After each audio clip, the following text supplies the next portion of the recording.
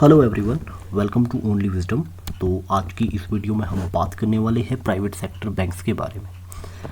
Last video में हमने discuss किया था पब्लिक सेक्टर बैंक्स को। ये video exclusively private sector banks के बारे में है। सबसे पहले जानते हैं प्राइवेट सेक्टर बैंक्स क्या होते हैं। As per the name suggest, वो सभी बैंक्स जिसमें कि प्राइवेट सेक्टर की शेयर होल्डिंग मेजॉरिटी में होती है उसी को ही प्राइवेट सेक्टर बैंक्स कहते हैं। इसमें प्राइवेट सेक्टर की जो शेयर होल्डिंग होती है वो मोर देन 50% होती है। इसको मैनेज और ओन प्राइवेट सेक्टर द्वारा ही किया जाता है। क्योंकि ये प्राइवेट सेक्टर बैंक्स है तो इसका जो मेन मोटिव होता है वो होता है प्रॉफिट अर्न करना।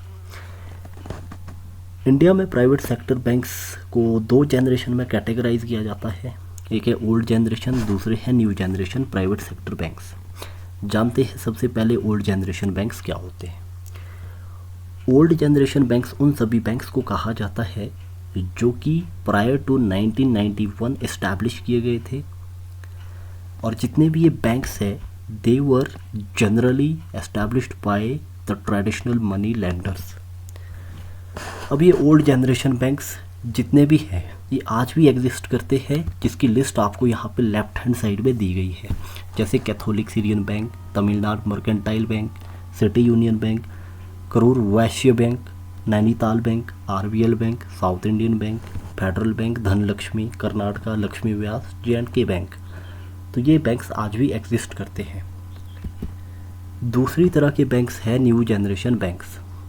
जितने भी न्यू जनरेशन के प्राइवेट सेक्टर बैंक्स हैं इनको 1991 के बाद एस्टैब्लिश किया गया, जब इंडिया ने न्यू इकोनॉमिक पॉलिसी को अडॉप्ट किया था।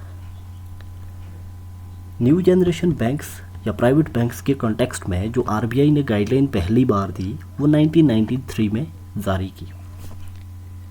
अब जो ये गाइडलाइंस थी इसके अकॉर्डिंग बहुत सारे बैंक्स को लाइसेंस प्रोवाइड किए गए।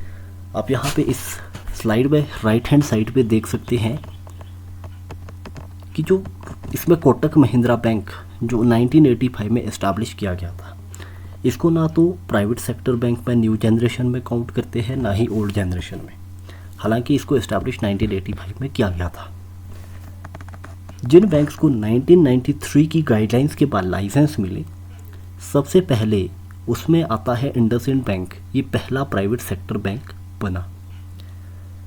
उसके बाद एक्सिस बैंक, आईसीआईसीआई बैंक और एचडीएफसी बैंक, इनको प्राइवेट सेक्टर बैंक्स के तौर पर लाइसेंस प्रोवाइड किए गए थे। दूसरा जो राउंड लाइसेंसिंग का था प्राइवेट सेक्टर बैंक्स के लिए वो 2000s के आसपास शुरू हुआ। 2003 में येस बैंक को लाइसेंस मिला और उसके बाद बंधन बैंक को लाइसेंस मिला।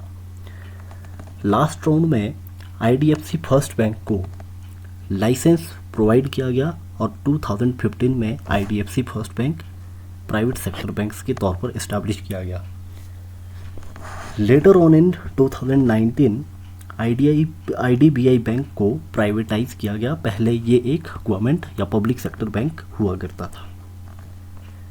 तो ये थी प्राइवेट सेक्टर बैंक्स की एक प्रॉपर लिस्ट आपके सामने, आप इसको देख सकते हैं। So thanks for watching, subscribe to the channel for more updates.